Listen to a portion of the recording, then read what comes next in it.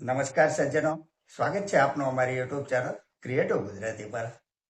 તો સજ્જનો, અમેરિકાએ કરેલી 2 અઠવાડિયાના યુદ્ધ વિરામની મુદત પૂરી થવાને જ્યારે 2 દિવસ બાકી હતા ને, ત્યારે ટ્રમ્પ સાહેબે ધમકીભર્યા સ્વરમાં એવું કહ્યું હતું કે જો ઈરાન મંત્રણા નહીં કરે ને અને અમારી શરતો જો નહીં સ્વીકારે તો અમે ઈરાન ઉપર બોમ્બ વર્ષા કરીને ઈરાનને ખેદાન મેદાન કરી નાખીશું.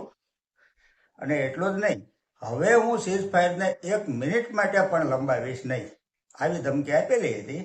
આટલી મોટી ધમકી દુનિયાના એક સુપર પાવર દેશની હોવા છતાં ઈરાન તો શાંત અને મક્કમ જ રહ્યું. એ ત્યાં સુધી કે ઈરાનની 2 ક્રૂડ ઓઇલ ભરેલી ટેન્કરને રોકી અથવા તેના ઉપર હુમલો કર્યો અમેરિકન નેવીએ, તો પણ ઈરાને શાંત રહીને એટલું જ કહ્યું કે અમે યુદ્ધ વિરામનો સમયકાળ ચાલે છે માટે નિયમનો ભંગ નહીં કરીએ.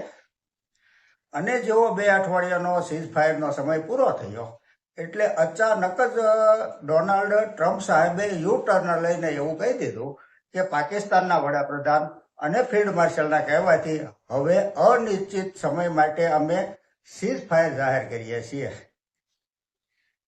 કોઈ સમય મર્યાદા નહીં, કોઈ જ કન્ડિશન નહીં અને યુદ્ધ વિરામ.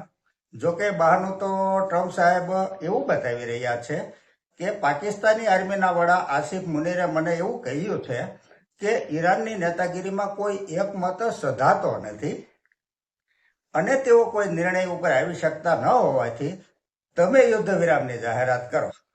માટે હું અનિશ્ચિત સમય માટે યુદ્ધ વિરામની જાહેરાત કરું છું, ડોનાલ્ડ ટ્રમ્પ સાહેબ.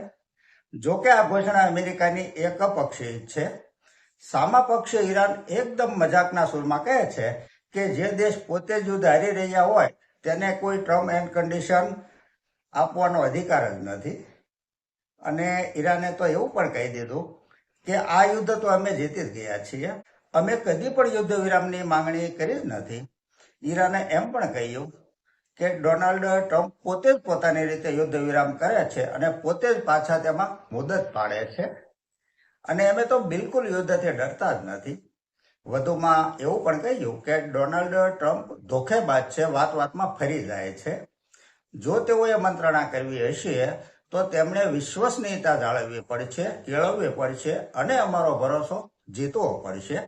હાલ અમે તેના ઉપર સહેજ પણ ભરોસો કરતા નથી.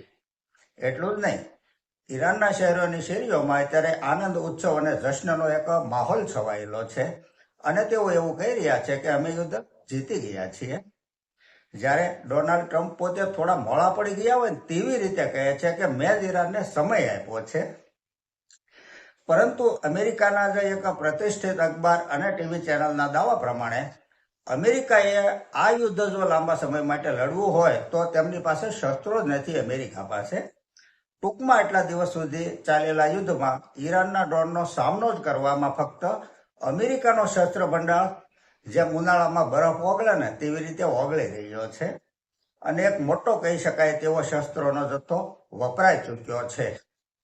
કદાચ ટ્રમ્પની આ એક મજબૂરી છે અને એટલે જ જેવી રીતે ડૂબતો માણસ તરણું ચાલે ને તેવી જ રીતે ટ્રમ્પ સાહેબે પાકિસ્તાનની દરમિયાનગીરીનો આધાર લઈને એકાએક જ અનિશ્ચિત સમય માટે અને તે પણ એક પક્ષી યુદ્ધ વિરામની જાહેરાત કરી દીધી છે.